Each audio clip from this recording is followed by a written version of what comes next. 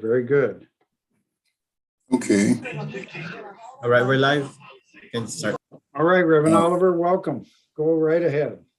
Yes, everybody, welcome. We want to welcome to you all to our first webinar titled Stopping the Violence and Crime in America. And we're joined by ACLC, UPF, Universal Peace Federation, and our law enforcement community. But before we start, we have a lineup of some great persons that will give comments on this particular topic. One of our greatest problems in the United States that is causing a lot of the crime in America is gun violence in the United States. Gun violence is really a public health affecting our community, all of the United States. Every day, more than 100 Americans die by gun violence, including 64 who die by the firearm suicide, 39 Americans who die by firearm homicide, and 3 who are killed by other forms of gun violence. So that says that 200 Americans visit the emergency department for non-fatal firearms injuries. Every year, nearly 40,000 Americans are killed by guns, including more than 23,000 died by firearm suicide, which is a pandemic in itself. 14,000 died by firearm homicides, more than 500 died by legal intervention, nearly 500 died by unintentional firearm injuries, and more than 300 died by undetermined intent. This equates to more than 100 guns deaths every single day in America. So in conclusion to these opening remarks, more than 60% of our guns deaths are suicide and 35% deaths are homicide. But what we're going to look at also is the firearm homicide rates are highest amongst the Black people compared to the people of other racial ethnic identities, and firearm homicide risk highest among people of all from the ages from 20 to 34 years old across the entire population. And as we will see that many times most of the police involved shootings are disproportionately affected by our African-American and Hispanic and Latino communities. And so we're grateful to, excited to have great speakers to come on today to share their version of the crime that is affecting us in America. As I said, stopping the violence and crime in America. So the first, our person will give up some remarks and comments. Very good friend of mine, Dr. Luan Rouse, who will discuss and just share a few points about Back the Blue.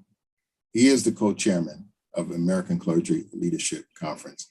Thank you, Dr. Rouse, for coming. Welcome. Thank you, Brother Oliver. It's always good to see you, Reverend. Our love and regards. Also, I want to express appreciation quickly to UPF, with Dr. Michael Jenkins. For UPF has been with ACL the beginning of our commitment to this effort. In April of 2019, we met in Los Angeles and begun this journey, and we are not stopping. We are committed to seeing that coalitions are strengthened where they exist, are established where they do not exist across America, preferably and hopefully not only in every state, but in every major city that can work with the other outlining areas to assure that our people have security and safety as a number one objective. Everybody in existence, regardless of their background status in life.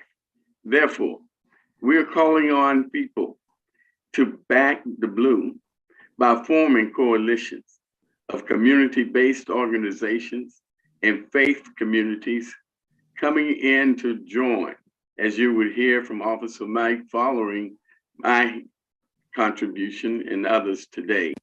They meet regularly and we need to be a part of it.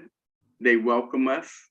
We can be a part of the education process to understand what is happening with law enforcement. That way we begin to build trust. And once we're able to build the trust, we can work cooperatively together to make sure that we have the crime reduction that we all desire and seek in the United States of America. All of America right now is crying out. But recently, there's been far too many, as all of us on this call know and understand. There can be far less when we work together. But first, we must take care of who we've asked to take care of us. So let's back the blue. Let's get in there and work with them, not against them. Let's back the blue by praying for them in every local area. We should know who they are and help them to know who we are. And then together, we can help know what to do for all the people. Thank you. God bless you. Thank you for joining the discussion today. Thank you, Reverend. Thank you. Yes, sir. Thank you, Dr. Rouse. You're right. And one of the most important points is it does not make any sense to defund the police. That's not helpful. Amen. So before we will have Officer Michael Mete, which is the first Vice President Mental Wellness Coordinator for the Fraternal Order of Police in Chicago. But before that, I would like to ask Dr. Jenkins to come on. He would like to share a few pictures. Dr. Jenkins, let's welcome Dr. Jenkins, who is the President of UPF, USA.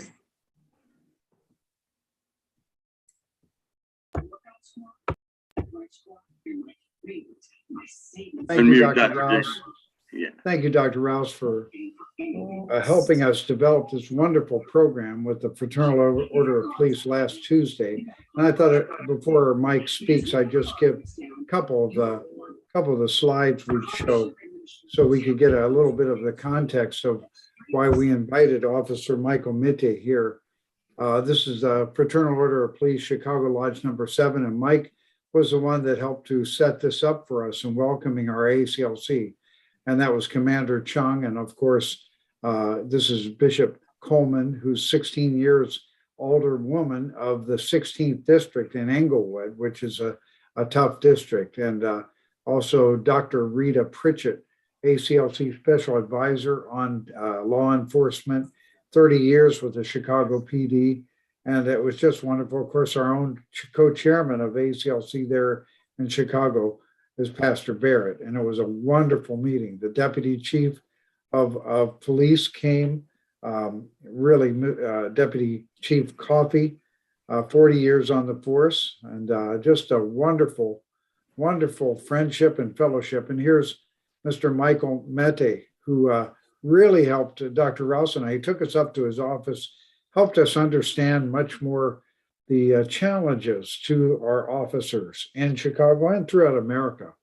And so ACLC is strongest in Chicago. We have over 500 churches there in the city active with us and another 500 in the suburbs. So it's really great. Michael took good care of us. So I thought I just gives us a little bit of a picture of what we did last week. ACLC Women in Ministry helped to set this up with Alderwoman Coleman or Bishop Coleman. And it was just wonderful. And I'll be talking more about this, but thank you, Reverend Oliver, for leading us on, and welcome to Officer Michael Mete. He asked us to call him Mike. So Mike, you have the floor. Thank you so much. Well, thank you, Dr. Jenkins. Dr. Rouse, thank you again, everybody from the ACLC. Last week's event was fantastic. It was great meeting all of you. Spoke with Bishop Coleman for some time afterwards. I was asked today to just talk about some of the stresses that our officers face. And I know a lot of people and I guess you could say we're held to a higher standard than most professions when it comes to the way we conduct ourselves on a daily basis, and rightfully so. But sometimes I think people forget that we are human and that we have human traits and we are broken as well. And, I have 19 years, going on 19 years this August with this police department. I've been through more stressful and chaotic events than most people, including some on the job.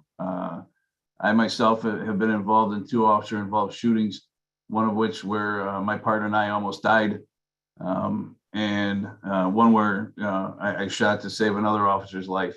You know, we don't look at those kind of instances as if they are.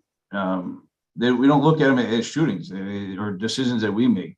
We try not to, anyways, because it's not normal for a human to want to do harm to others. Unfortunately, in our profession, that does happen. Nobody comes to work wanting to be involved in a shooting. In my 19 years, I've worked mostly on the west side, south side. I've worked in Inglewood. Most of my time in uniform was in the 11th district on the west side. And, you know, it's nobody up until real recently has ever talked to openly to our membership about the stresses of this job, and, you know, reaching out to make sure that if we are having a hard time, that somebody goes and asks for help. We have our EAP, we have our peer support, but it's, you know, there's still a stigma about going to ask for help, especially when it comes to PTSD and other issues of mental health. If I'm an alcoholic, no problem. You know, CPD's been dealing with alcohol-related issues since the dawn of time. But a lot of our alcohol-related issues are because of mental health issues. You get to a point where your mind and body just can't take the stresses of this job, and without the proper outlets, you look for other ways to medicate and deal with it. And alcohol is one of those things. That being said, if I'm an alcoholic, I need to go to treatment. I come back, I go back to work. Pretty much no questions asked. Okay. Same with, I get hurt on or off duty. I break my arm. I go to the doctor. When I'm healed up, my doctor says I'm going to go back to work. Great. If I have a mental health issue and I need to go into treatment, when I come back to work, I tell the department, you know, my psychologist or my clinician says I'm good to go. They put me through the ringer. Back in the day, they used to strip you, take away your police powers, your star, shield, ID, and then put you through another fitness for duty. That's, you know, for a lot of police officers, that star, shield, and ID, that's their identity. Okay, that's their superhero identity, and it's a huge thing to take that away, especially in certain circumstances where the officer did no wrong other than try to get help for this issue or that. And we've gotten the department to start changing that, and you know, and that's kind of what I do here. I am the mental health ombudsman. We came into an agreement with the city of Chicago and the department late last year on working at making mental health a more mainstream talking subject, because there are still a lot of officers that are suffering in silence. And, you know, we can talk about the causes of it. A lot of it is there is no work-life balance here at Chicago Police Department. You've all seen we get our regular days off canceled almost on a weekly basis. And without that downtime, without that time to be able to decompress from all of the violence and all of the stress that we come under, you know, it just, yeah, we have officers that break down. And it has been more prevalent the last couple of years, starting with, you know, with the COVID issue in the beginning of 2020, the, you know, civil unrest following that summer after the death of George Floyd. And then, you know, it just never seemed to cease. You know, if you've seen the headlines from the past couple of weekends here in Chicago, our downtown area is a war zone. It's shooting after shooting, homicide after homicide.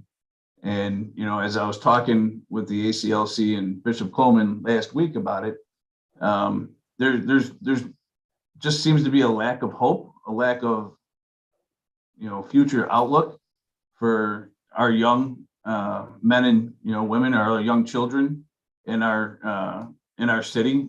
And, and when you don't have something to look forward to, that's when you turn to gangs and other outlets where, these are 16, 17, 18-year-old kids doing things that none of us would ever think of doing to another human being.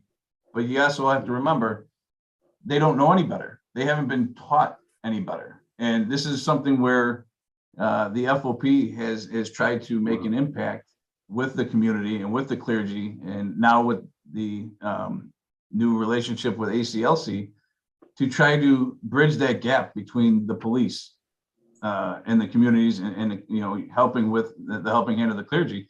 Because let's be honest, our CAPS program has been around for a long time, and they do offer some great programs, but the officers are still in uniform, and they're still looked at as police officers. There's still not that human element, and I think if we can come up with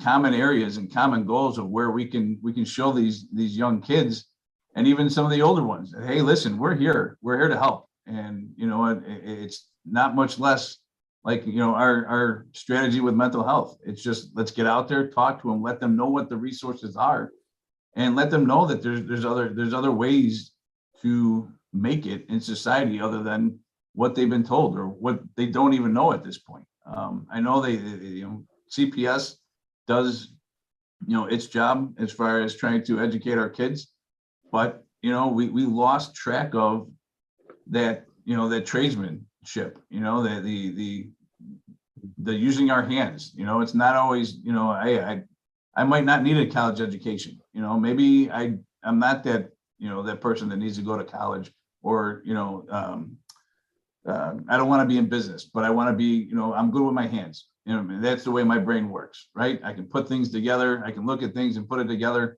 and they just need to be guided in a different way. Yes. Versus just saying, hey, one size fits all, because it doesn't. And I think that's something where this coalition, of people can get together and work with some of the trade unions to start some kind of program where we can divert some of these kids, even after school. Just give them something to do other than, hey, I'm leaving school now. All right, I'm on the corner. Okay, and now I'm either slinging dope, or not. Even if I'm not, but I'm still in that, hanging around with those kind of groups. We need to give them other options.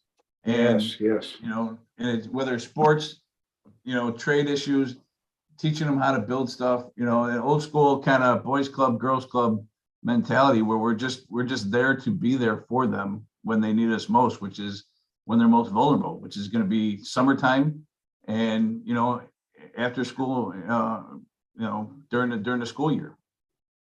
Wow. Well, thank you so much. Yeah, I want to thank you so much. Yeah, for that. It's so much that this is our first session, and so you're bringing out some incredible points that we can collaborate on. I want to thank you very much, and thank you so much for your service. One thing, well, thank you. And just real quick, one thing I've learned with dealing with the city of Chicago on a daily basis, it's you got to keep it simple.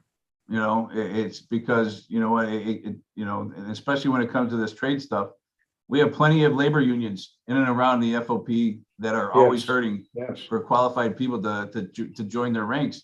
And I just think it'd be a simple solution to try to team up with them and get them involved in opening up these shops to teach these young kids how to just another way of getting by, and showing them that they can do things other than if I don't make it to college, I've got nothing.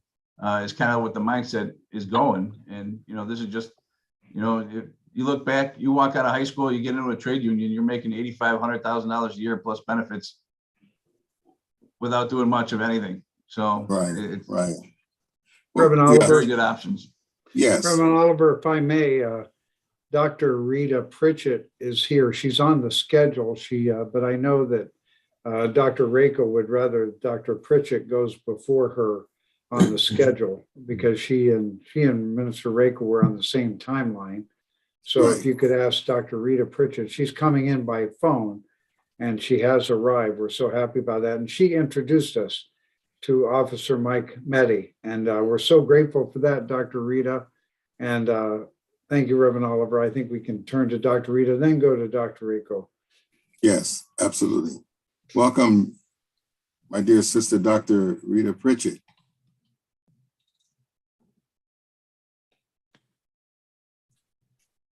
Is she muted?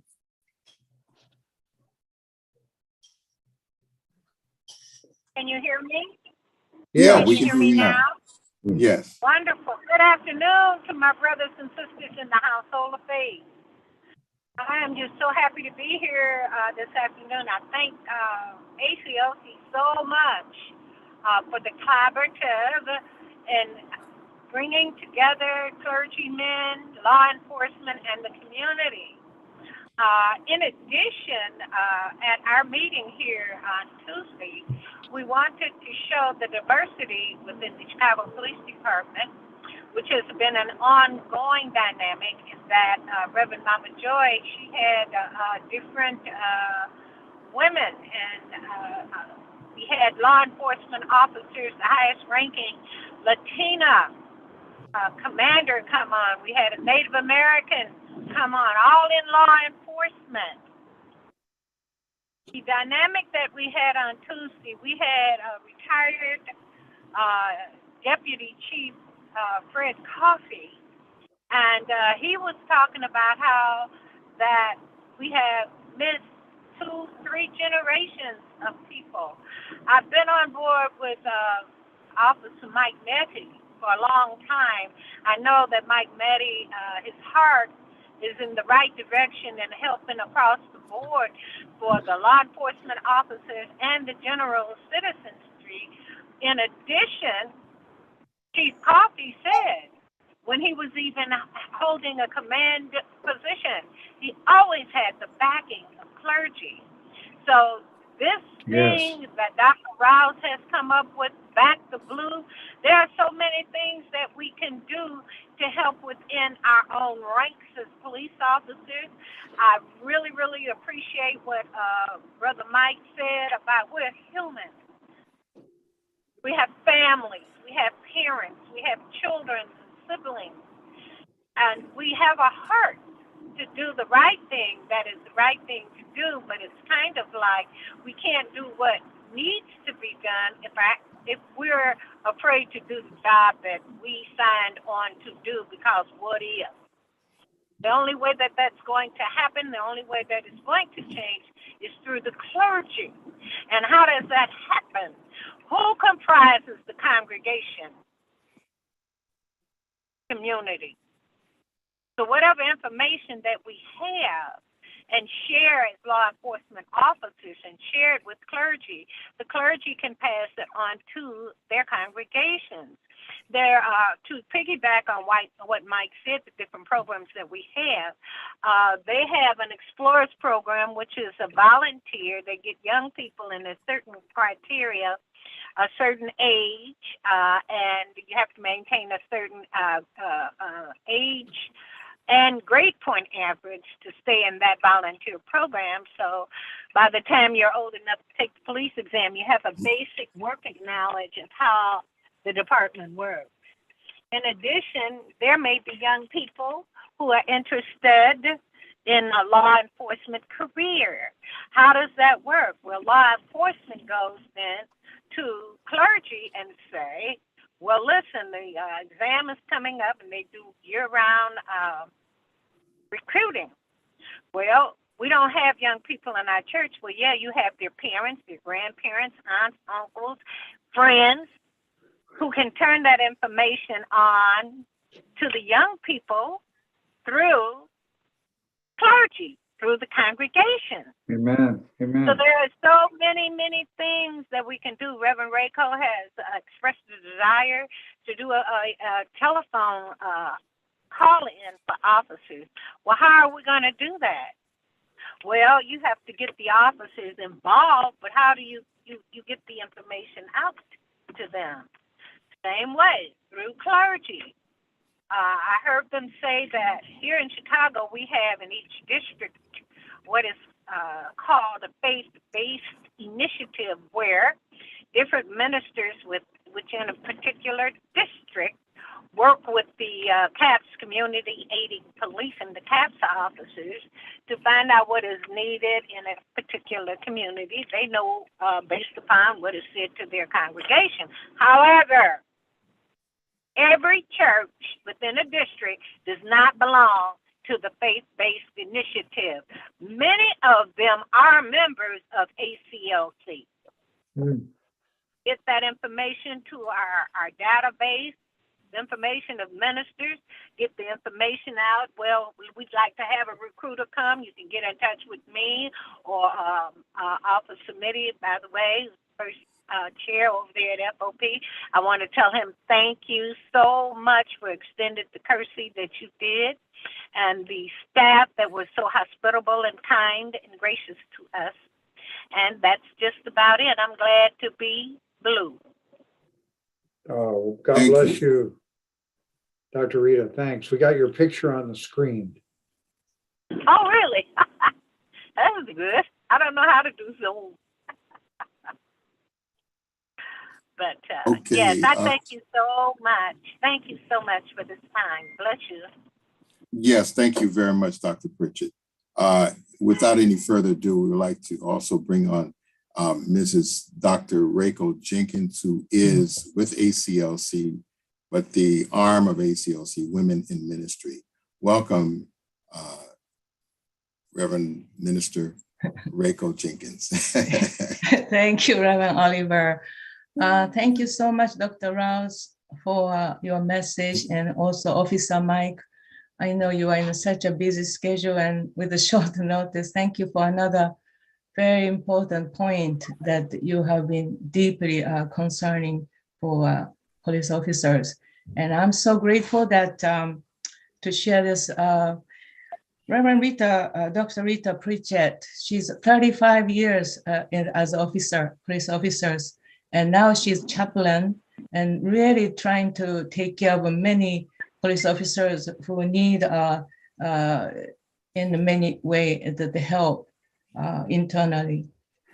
And last year, she was really crying out for police officers, and she really sharing with us, and we knew we have to do something. So September 2nd last year, Bishop Charlie Coleman's and Dr. Rita Pritchett's organizing, we had a Zoom call for the prayer for the police officers. And Reverend Rita and Bishop Coleman brought 7 or 8 police officers and some captain, many great worker for the nation, Chicago, for the prevent crime.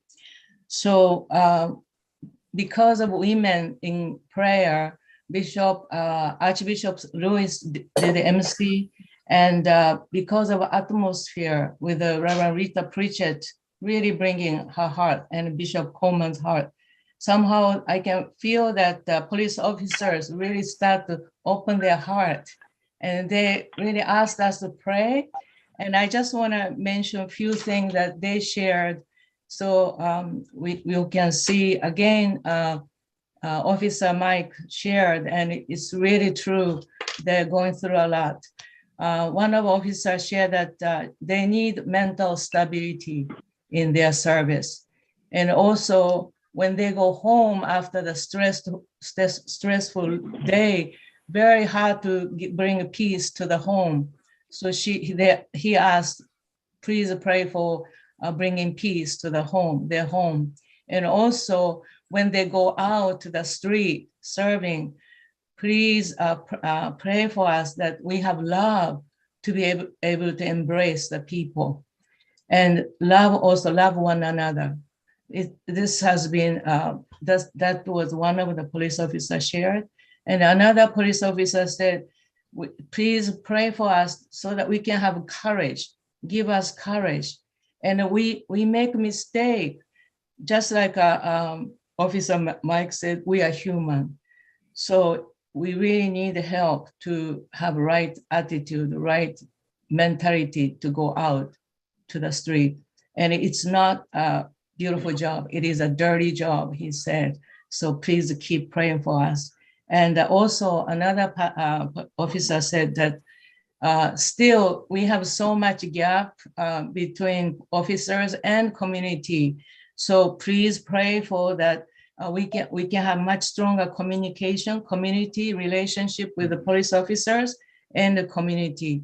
So they want to really go out to the community to reach out so that we can have much more better unity, better harmonious relationship between police officers and citizens. So it was such a beautiful experience, and we cried together to pray for them. And now we are starting once a month prayer. We wanted to go pray earlier, but just we are coming together. And with the Dr. Rouse's really initiative, the Los Angeles police officers are now working with us. And in Oklahoma, tomorrow, Oklahoma Women in Ministry and ACLC is going to have also honoring police officers for the new work that we're initiating. So thank you so much for this beautiful occasion. Thank you.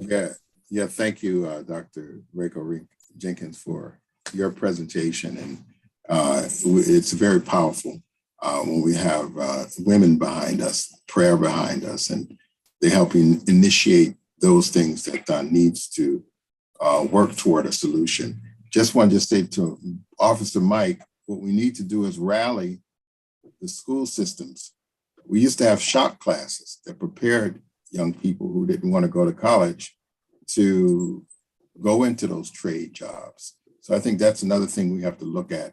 It's interesting you bring that up, because, and I'm sorry for interrupting, but because I was just talking to somebody about that yesterday, and they may mention that our trade unions have already brought that up, and we're trying to work something out with CPS to reintroduce something like that. And apparently they ran into some blockage there. CPS does not seem to be interested in that for whatever reason, which is, one of the good things about my position here at the FOP. We don't have a lot of red tape. If we want to do something, we just do it. We don't have to ask the city for permission. So it kind of, like I think Bishop Coleman asked me, hey, if we want to do this, what do we have to do for it? I said, just tell me when and where, and we'll do it. She's like, it's that easy? Yes. So that's why, I think with your backing, I think we can get the trade unions to look a different route. And again, if it's benefiting them, we get them to pay for it. Absolutely. Well, it used to be the mandatory studies in school, right? Shop class, wood and auto mechanics, et cetera. So, but I wanted to move on, and at the end we can have a conversation with our Dr. Jenkins to come on and share a little bit after that, and then after our last speaker, we have a little time for a little discussion. So without any further ado, I would like to ask Dr. Michael Jenkins to come on and share with us. Thank you. He is the president of UPF. Thank you, Dr. Oliver. Thank you for your leadership. And Dr. Oliver is doing a very major program called Moral Black Leadership in America, promoting the understanding that we're brothers, and brothers must come together from all backgrounds, all races. And if we relate as brothers, we can work out all of our issues together, and doing a great work. So I'm very honored to be with Dr. Rouse here. We met Deputy Chief Cato at the LAPD, and he shared a lot of things with us, and we invited them to come to our churches. We have churches throughout LA, and that has grown because he said the number one thing, if the officers can come into the community more and be known by the community, not in an emergency situation, but in a friendly, community service situation, it changes everything, and people get to trust, and that reduces crime more than anything. And really want to thank Mike, Officer Mike. He treated us so well, and he took care of us. They brought lunch for us last week, and just it was really amazing. And we were so grateful to him to open up that window of the things that were challenging for officers. And Mike's an example of somebody who took responsibility to change the system significantly, like he was saying in his presentation today, that when somebody would report stress, they'd lose their gun, their badge, their identity, and then go through counseling or psychiatric care. And they'd also be taken off payroll. It's like incredible punishment. Whereas these stress related problems are natural. Any human being put in these kind of incredible stress situations really needs our support. So Mike got the Chicago police policies to be changed. He took us to his offices where they have now counseling offices there. Officers don't get taken off payroll. They don't lose their gun and their badge, because 99% of the time, if they're given care and understanding, they can work through the troubles that come from the stress. And Mike himself really shared about his years of going through that kind of thing. And he helped with the FOP to change the policy.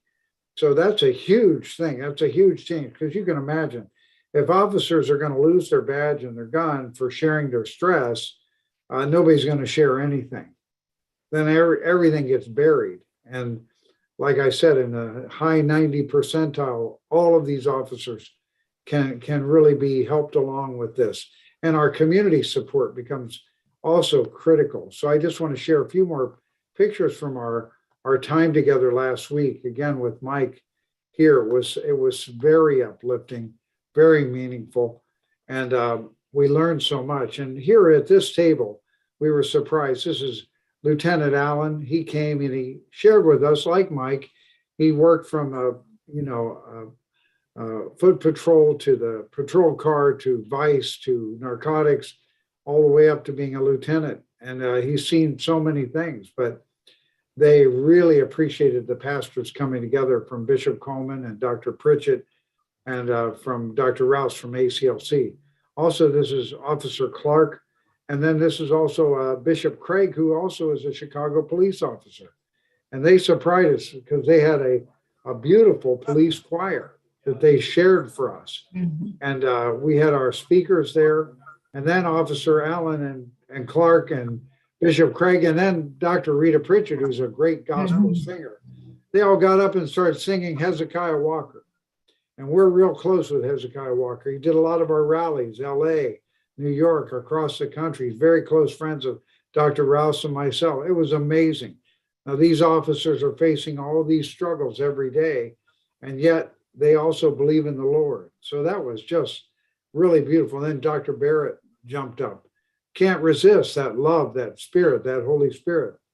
And, I think that the humanity of coming together and bringing our churches together with the officers is really going to make a significant help in helping them be able to make Chicago a better place. And also we can work with our mothers and all of our people in our churches. We got to provide ways for the young people, because everybody agreed.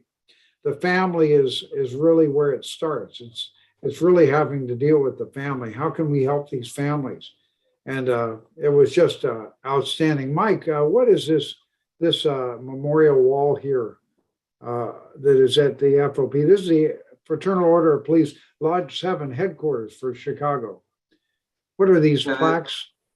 Those are plaques of our fallen officers who have been killed in the line of duty since the FOP was founded.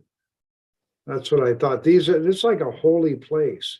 And they had another incredible marble stone with all the names of the fallen in the outer area. But look at these officers. They all had families, and people don't realize they're dying to protect us.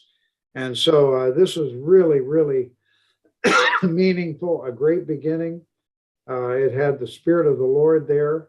But ACLC can really make a difference. And we want to support that fully, Dr. Rouse. We're with you all the way.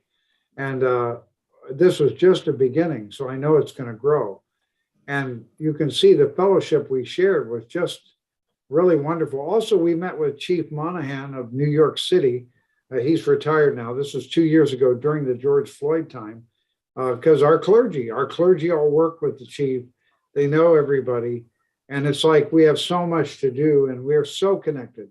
And it was a very beautiful thing. Women in Ministry shared about the prayer meetings they've had and their ongoing support. And we really see the possibilities. Now, Alderman Coleman, her daughter, is now the current alderman of Englewood. Englewood's one of the toughest areas, and it's it's a great community. There's wonderful families there. So many ACLC churches are right there in Englewood. Many of our pastors and Bishop Coleman's daughter, Stephanie, is now the alderman of the same district, 16th Ward. And she was 16th Ward for 16 years, but I could tell her compassion, her heart for wanting to change the direction is so deep. And also Deputy Chief Coffey came. And he also highlighted the family. He said, 30 years ago, when you asked why are these 14 to 17-year-olds, going the wrong direction, he said, I would turn and point at the parents who are 30 something, But he said, these days now, I don't only point at the parents, I point at the 50 and 60-year-old grandparents, because it's now become a generational situation of family need. And the churches really have to break through to step in together to embrace our families and help these young people. I think the whole idea of career training, everything we can do. And Dr. Rouse and I have worked with a couple of the former gang members there with Pastor Barrett, and we're still working with them. When they turn around and turn to God, they can become the greatest people willing to help young people. They're doing all kinds of sports programs. And I hope, Dr. Rouse, you'll be able to come back during our discussion and mention all that you've done. You've done some, agreements with the AAU and others. Memorandum of Understanding, Memorandum of Understanding. This is Reverend Takami. He's going to speak in a moment. Reverend Weston, our chairman. And then it was wonderful to have Commander Chung there. He has about 11 divisions under him, from data to many kinds of different divisions, but 26 years on the force. Wonderful, wonderful man, got a beautiful wife, and God bless him. And and this was the most important moment of the day. We were honoring officers. This was National Police Week, and the ACLC Women in Ministry and also Dr. Pritchett with ACLC National Headquarters set this up to honor these officers. And this is Officer Saucedo, and he was the one that helped rescue the partner of the police woman that was killed they were doing community policing, and it was a tragic, made national news. It was tragic. She was such a lovely person, mother, wife, and they had done so much for the community. Stopped and looked like a normal traffic stop. The guy opened the window and started shooting her, went after her partner. He almost died. She did die, but he showed up on the scene in Englewood and was able to save her partner. Got him to the hospital. She passed away, but the partner was saved. And it was very moving. It's very moving to honor these officers. And this officer was there to receive Officer Torres's honor because he couldn't be there. He was on a police call.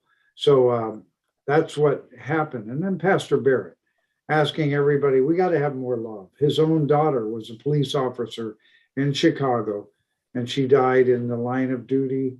And it was a sad situation, but he knows that incredible suffering that the parents are going through in Texas when you lose your own child. And it's just beyond imagination. So Reverend Dr. Pritchett concluded with beautiful words and also song with Reverend Randall.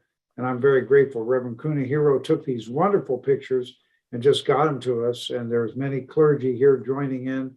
And Mike, we're your family. We're going to be sending a little donation to FOP. The way you treated us gave us so much energy. We want to duplicate this, Mike, in every major city across the country. So if you can give us the introduction, we'll be going around and talking more. And then there was a planning meeting afterwards. So I just thought I'd share this to memorialize the wonderful experience we had last Tuesday. It gave us so much energy. That's why we wanted to do something right away. So thank you, Reverend Oliver, and thank you, Dr. Rouse, and we'll be coming back for a discussion in a minute. Yes, thank you, Dr. Jenkins, for that. Thank you. Yes. Without any further ado, we would like to invite Dr. John Jackson, who is the Vice Chairman of ACLC in Texas. Also, I think he wants to share a little bit about the recent tragedy that gun violence in Texas. Welcome, Dr. Jackson. Thank you, Reverend Oliver. Thank you, Dr. Jenkins and Thank Dr. you. Rouse. UPF is, I'm so grateful for UPF and ACLC and their response and the way, you know, we've already been receiving prayers and people are calling and seeing what they can do. The reality is you have 18 young people, 18 elementary students who were shot, 3 shot and passed away, and 3 adults who were shot and have passed as well. This young man, 18 years old, shot his grandmother before he went to the school. There is no rhyme or reason, no sense to it at all. Everybody always wants to know why and what we could do to do better.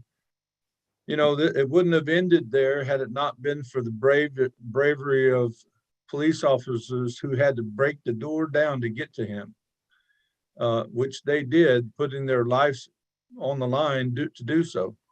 And you know, I don't know, these first responders, they are cut from a different cloth, in my opinion, because they do the things that none of us, I mean, it's hard to imagine. That's a daily life. And they put themselves in harm's way to protect those who are innocent. And is it any wonder that they might have a struggle about it later and having to deal with that? No one should see such things. No one should experience such stuff, but they do, and they've chosen a profession that puts them in that kind of stuff every now and then. I don't know if this is true or not, but I heard more officers died pulling people over and giving them with traffic violations than anything else. Can you imagine just trying to give someone a speeding ticket and your life is on the line? That's it. That's crazy. So my heart goes out to the families who lost their children and their fathers. And you know, as I heard about this yesterday, what came to me and what's still ringing in my ear is enough is enough. I know prayer, you know, we men and women of God, we want to pray, and we need to do that. We need to pray, and we need to keep praying. We need to cry out to God and ask God to heal this nation, turn this nation back to God. Because if we're not turned to God, if we don't turn to God, we're lost. And healing never comes. But at the same time, we're compelled to ask ourselves now, once we've prayed, now what can I do? I think it's important what this meeting is about today, because the men and women in blue, they have this challenge of serving their public welfare and putting their, you know, not only putting their life on the line, but also having to pull the trigger, which in this case, someone had to pull the trigger, and this young man died himself. That is so, it's all tragic. There's tragedy. That's just I mean, it is nothing but a tragedy here. So, and this is the case this was the case in Buffalo. This is the case in California. This was a Columbine, you name it. Every single place that we see this kind of terrible thing happen, we all ask ourselves the same questions and we pray the same prayers. But I think it's important that we start using this kind of forum and others like it to help our police officers when they're in need, because they're certainly willing to serve us, and to help bridge something within our communities, with our communities and our police officers. And Officer Mike, I appreciate you today, sir. I really do. I just, I'll be honest with y'all. I came on this call today, not quite knowing just what I'm going to do about all of this, but I've determined that we got to do something, and hopefully together we'll make a plan that can make a difference in our nation, because we're suffering from division. We're suffering from a lot of anger and so forth. And so I hope the clergy can repent, pray, and do something to bring a greater unity. I'm praying. I thank God for Dr. Rouse. The other day, he and I were speaking on this subject, and he said, Reverend Jackson, we need to walk side by side into the room. And we need to demonstrate, not talk about a model, but demonstrate a model of brotherhood before our fellow man.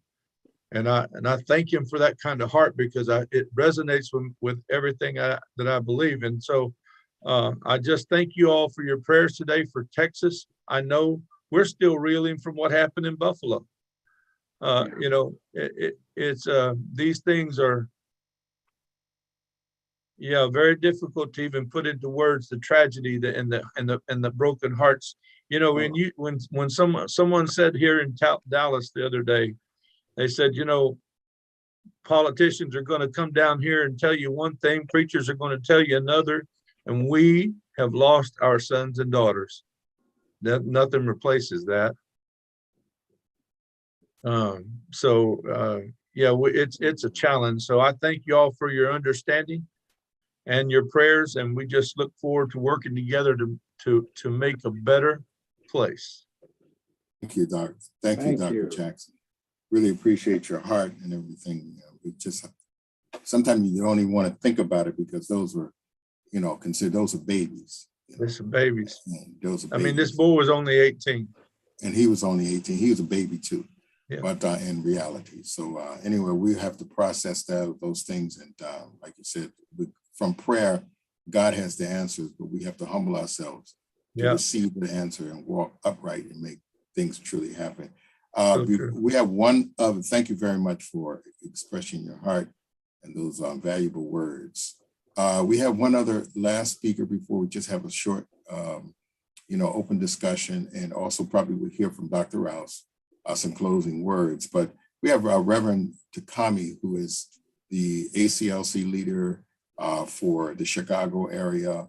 And without any further ado, Reverend Takami, please share a few words with us. Yeah, thank you so much, Reverend Oliver, and thank you, Dr. Jenkins, for inviting me. And I want to just say thank you, and especially Sister Rita Pritchett. Sister Pritchett, working with us and being with us in Chicago ACLC more than decades. And then this time she arranged and organized with Officer Mike, and I'm so grateful for it. Last week event in Chicago was really eye-opening. I realized that police officers need to be ready every day to face evils, many challenges, but have to decide at the moment what to do. So that's a very critical and dangerous job, actually. And also, they are not machine. The human means need support and care and love. So I really recognize these points. I'm so grateful. Our founder, Dr. Samyang Moon, and also Dr. Hak Jahan Moon, they initiated and made a lot of world organizations, many world organizations, all talk about world peace. But I've been wondering how to translate the foundation into a local area, how to give it back to local community where we are living. So I really felt that last week, ACLC Chicago and also Midwest and also Family Federation can support this. And we together create the beautiful community, holy community of heavenly parents, God. And Chicago is a great place to start because Chicago, everybody think, not so safe city. I'm originally from Japan, and I've been living in Chicago for 2 decades, 20 years. But almost all my friends in Japan said, if I say I'm living in Chicago, wow, such a dangerous city. Are you okay? They don't say beautiful Lake Michigan or magnificent street or tall Willis Tower. They say dangerous. But I want to change the image of the city by working this and together with law enforcement community and officers. So I'm so grateful that this opportunity. And once again, thank you so much, UPF and the ACLC and everybody here. Thank you. Thank you. Thank you. Wonderful, Reverend Takami. Thank you very much. I think we have just a short time for just a couple of the open discussion and then final remarks. We'll have Dr. Rouse come, and then we will conclude this first webinar dealing with the violence in America and crime. The floor is open. I know we had started the conversation on Dr. Jenkins. Do you want to share? Well, no, I think we should put as many of our Mike and Dr. Rouse and Minister Reiko, yes, everybody. as many people who can go on the screen as possible for our discussion. Reverend Takami, good. Anyone else? Dr. Pritchett is on the phone, so you can speak. Reverend Greg Schmidt, thank you. You were there with us last Tuesday. Go ahead, Dr. Rouse. Let's have a discussion on how we can improve. Mike and Dr. Rouse, maybe you both can lead the way because very grateful for this. It'd be good to have some responses from persons like, I think Claudine is on, Reverend Stoner, Reverend Cox, I believe I see. Any of Dr. Alexander, any comment? And then. Yeah, so Dr. Alexander did work with the recidivism program in the police, in the prison system. So we have great, a variety Dr. of people. Madeline Alexander, great, Yes. welcome. Dr. Alexander, could you unmute and give a brief remark? Yes, the program was very enlightening and enhancing because when we think of officers today, we think of them, the community has actually separated them and think of them as the enemy. However, I remember when I was a little girl, we had officer friendly. So we have to get back to those ties, and in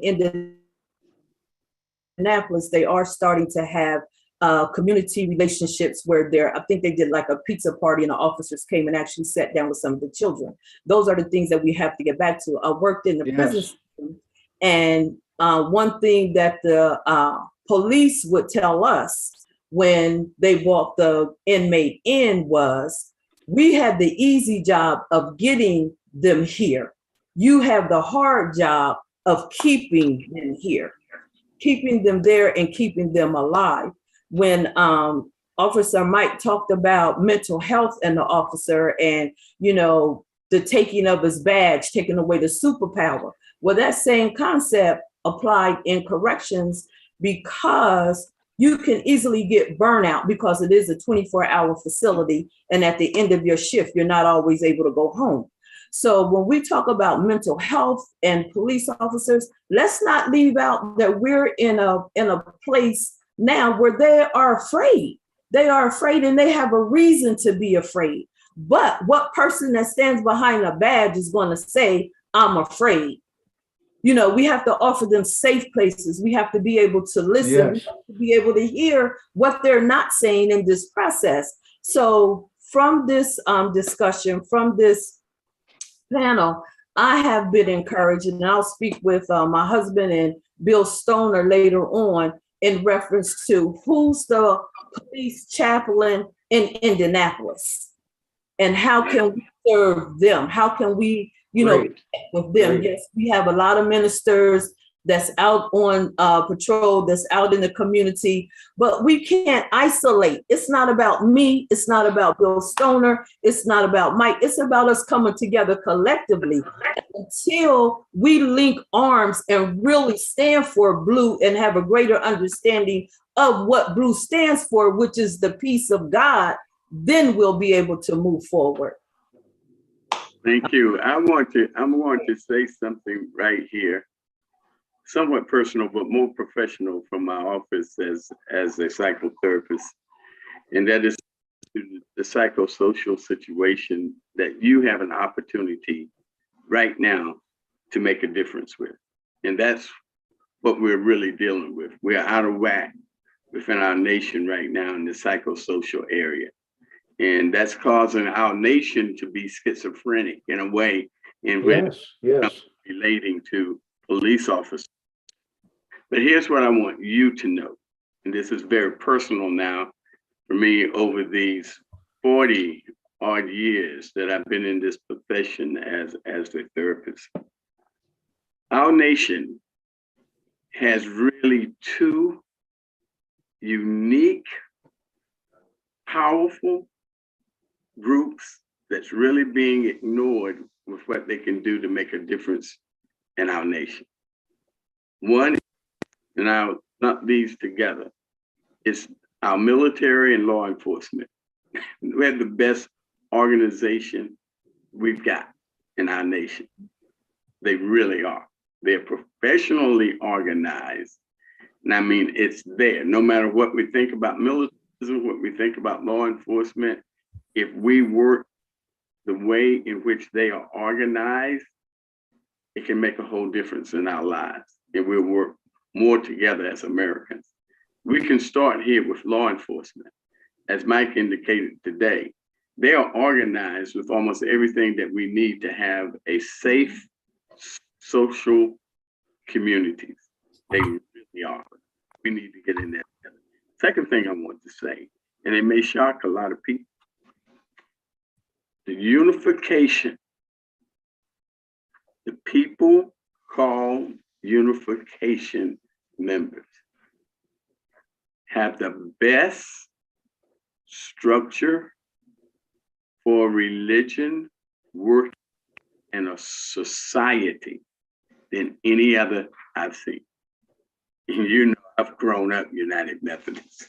When it comes to denominationalism, okay, they got it going on.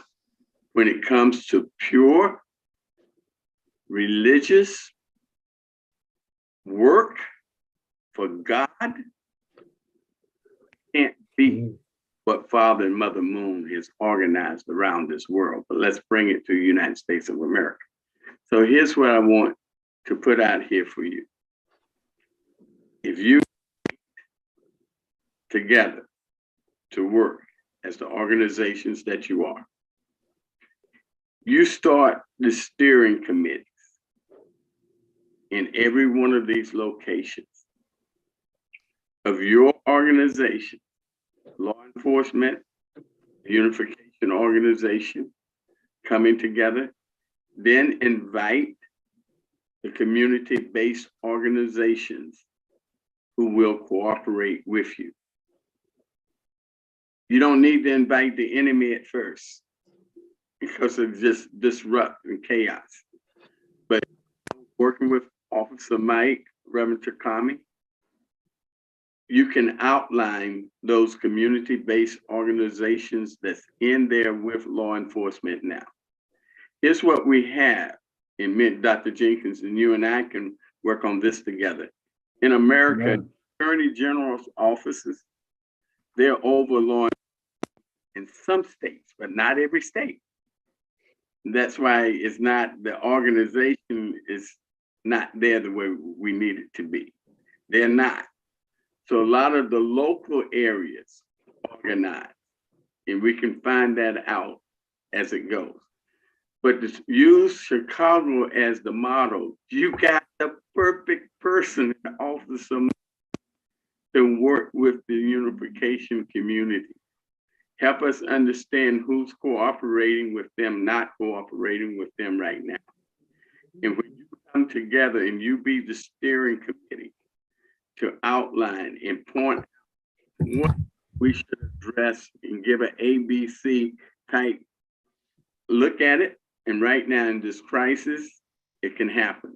The other thing that also can help us with for the unification community, and I hope the unification community will consider this, you have to have an invitation to go through the training that law enforcement offers in our community, so that as citizens, you know, just like was spoken here, in that training, you'll see that just a traffic stop or a traffic ticket dangers to officers and what they have to look for. But we need to go as ministers and leaders in the unification community. Officer Mike could help us, starting in Chicago, to get the invitation to go through that training. That's a big plus to start and back in the blue. So if you can formulate these steering committees, the great organizations that you are, America's going to come almost in tears about it, because I've come to know you both. Have served over 20 years in the military, worked with law enforcement officers everywhere Marie and I have gone. And I have come so to appreciate Father and Mother Moon in this community that is insane for me how it has happened, but it's real. If we can do it together. Great. Thank you. Thank you, Dr. Rouse. Amen. Excuse me, I Officer have a Mike? comment to make. Can I quickly, the spiritual root of violence, we have to really, I would like to appreciate the role of clergy. When a spiritual root of violence, when they are, demons have territories in each city. When there is a lot of crime happens in the city, certain geographic area are possessed by demons. So that no matter how much you put rules and laws, there are spiritual rules that has to be broken through a spiritual warfare.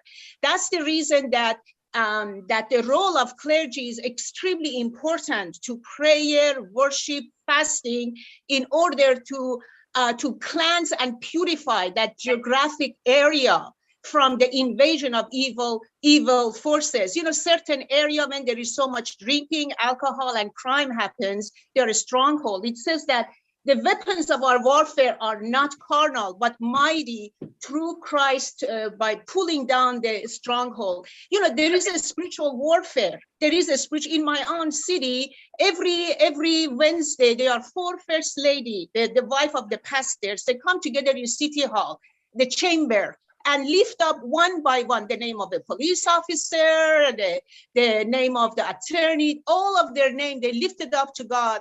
And to the new mayor that we have, he's very friendly. Not the old mayor. We had more violence under the leadership of old mayor because he didn't care about the spiritual aspect. But the new mayor that we have, he allowed this meeting, a spiritual meeting happens in the chamber. So the violence to some degree has been reduced. Yeah, I just want to mention that. Thank you. Everybody. Dr. Jenkins, with that, just to clarify too, but for law enforcement, again, to tell you how well they're organized, they always open for that. Most of them have a meeting every month. And we haven't been attending. They are law enforcement on most of their writing theme. Law enforcement becomes either second or third. First and foremost, they think of safety and security for everybody. Then they put order, but then we usually talk about it in terms of law. But in that place, they ask for us to pray. They want the help in maintaining the order. They want the safety. So if we think of it as safety and security, then if we want to put law enforcement are enforcing the law. It's the way it's really written. But we must also maintaining order. They want us. Most of them have said to me, everywhere I go, we've got to be They say that before I, as the preacher, say it, because we want to keep order in the community. Very good. Thank you. Very good. Thank you. That's awesome. Awesome. So Thank you. Reverend Oliver, I think we're really out of time. So I think Yes. if we can have Officer Mike, and then we can wrap up. I just Yeah, a couple please. of quick points. You know, Dr. Alexander brought up recidivism rates and that being an issue, and it's 100% accurate throughout this country.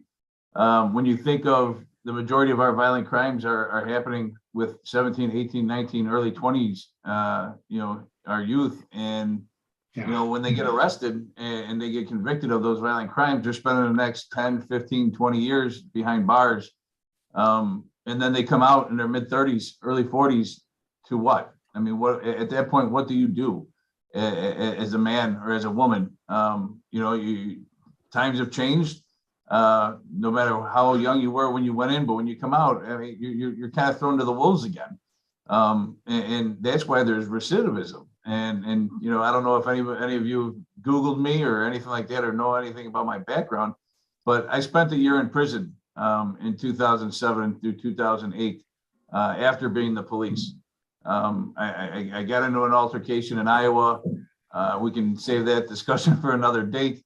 But one thing that I did learn is that, you know, it's everybody that I was arresting, I just spent a year with in prison. And, you know what, they thought I was a weirdo. You know, I was the outsider.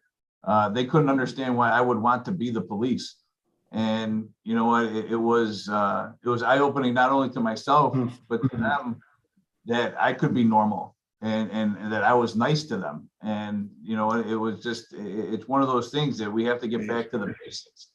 We all, and I said this last week during our meeting, we've gotten into such a, I'm different than you and you're different from me kind of mentality on every aspect and every level of society. We're forgetting the very basics that we're human and that, you know, we are all the same on the inside, hearts and minds. Where the battle that spiritual warfare starts is from a young age. And I talked about it earlier today about our stresses and what we deal with on our workly, you know, schedule. But, you know, these kids, you know, people that live in the communities that are seeing this violence on a daily basis. I mean, there's no kid that should be, you know, in you know, either grammar school or secondary education where they can actually say that they know of a friend that's been killed in gang violence or gun violence. I mean, it just, that's, you know, mental health is a huge issue. And we have to remember that, you know, when we embark on this and when we start have to, you know, try to bridge that gap between the law enforcement and the community, we have to remember on both sides, law enforcement too, hey, everybody's human. And we have to start on that basis, and we have to be at that level before we can really try to bridge that gap. Because if we're still into that, you know, I'm different than you because, you know, you're different from me because you're not from my neighborhood or you don't know what I've gone through. Yeah. You don't know what I've gone through either. And so, like, you know, and if we all peel it back, we've all been through trauma in our lives. We've all, you know, gone through hardships. And what the common goal is to figure out what got us through those things and, you know, and get back to those basics and teach that resiliency and that those types of things to the youth so that they don't turn to that easy, you know, just, I need to make that quick buck because, you know what, I'm not going to work at McDonald's. Well, okay, that's great. You don't want to work at McDonald's, but hey, here's a hammer. Here's some wood. Let me show you how to build something. So then, you know what? You can go around to your neighbors and help the elderly in your neighborhood that might need something fixed. You know, do something that way, and you get them involved, and you give them a self of being. Yes. It's amazing what you do with that. So, I think really, you know, I played sports all my life, and I thought about this earlier, just the KISS method, you know, and you know, it's.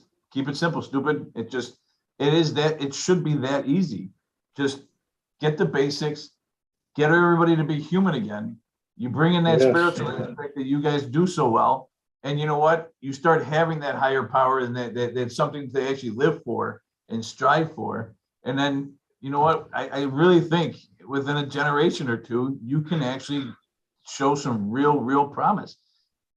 And it just to me, it just doesn't seem like it Great. should be that hard of a thing to do. And I think this is a fantastic start. So Thank you again, very much. let me be here. Yeah, thank you, Officer Mike. I just want to Thank you, Mike. Yeah, that was really powerful. And want to thank everybody on the panel here today that did a wonderful job. I think this is a great start. And we were already confirmed by Officer Mike. Dr. Rouse, want to thank you. Dr. Takami, Minister Reiko, always Dr. Jenkins, you do a great job. And also Dr. Jackson, it's good to hear you. Not only we heard you, we heard your heart. And that's very important. So as we go along this, continue our webinar that we have next week, we will keep you abreast and stopping the violence and crime in America. But I believe that what we are not only here to do is pray for protection, but we're here to pray for solutions, because our God said that he has the solution. So we have to do the right thing, create the right programs, create the right catalysts in order to bring the solution. I always say Satan's a lion, he's a thief and a master intimidator. And his mission is to make us think that there is no solution. But we're here to proclaim and decry that there is a solution, but it takes us working together. And it takes us to begin to see us as human beings, as true brothers and sisters. That's the problem that we hear. The division is based on we don't see each other as God sees us together. So we're so grateful for this first. We have so many other topics that I believe that connects to the root cause of crime. And I think that we will discover those and we will bring those to the table. Thank you very much again, everyone. God bless you. And we look forward to seeing you next week. Thank you, Reverend Oliver. I want to share one more thing. Dr. Rouse asked us all to get these beautiful t-shirts from the Chicago Police. And this is a great t-shirt. This is going to be our continuing theme. If you can read it there, back the blue. Back the blue. But I want to show that our Chicago police officers like Mike have a heart of gold and they have great sense of humor. Because also on Back the Blue, you've got the dedication, tradition, and service, courage, duty, and honor. And then it has the law enforcement nutritional facts. This is very important. Serving size, 1 police officer. Servings per container, 1. Hardworking, 100%. Loyalty, 130%.